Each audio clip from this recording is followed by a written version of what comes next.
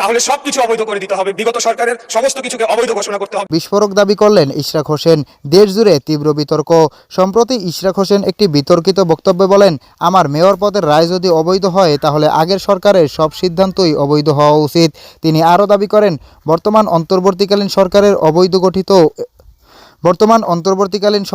অধীনে গঠিত এই বক্তব্য রাজনৈতিক অঙ্গনে নতুন বিতর্ক সৃষ্টি করছে এবং তা দ্রুত সোশ্যাল মিডিয়ায় ছড়িয়ে পড়ছে।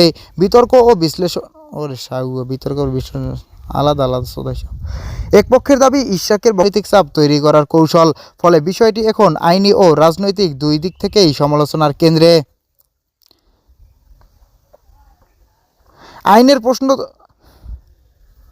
প্রিয় দর্শক, আপনার কি মনে হয় ডক্টর ইউনূসের মন্ত্রিসভা কি সত্যি অবৈধ, নাকি এটা শুধুই রাজনৈতিক বক্তব্য? কমেন্টে আপনার মতামত লিখুন। ভিডিওটি ভালো লাগলে লাইক দিন, আর এমন আপডেট পেতে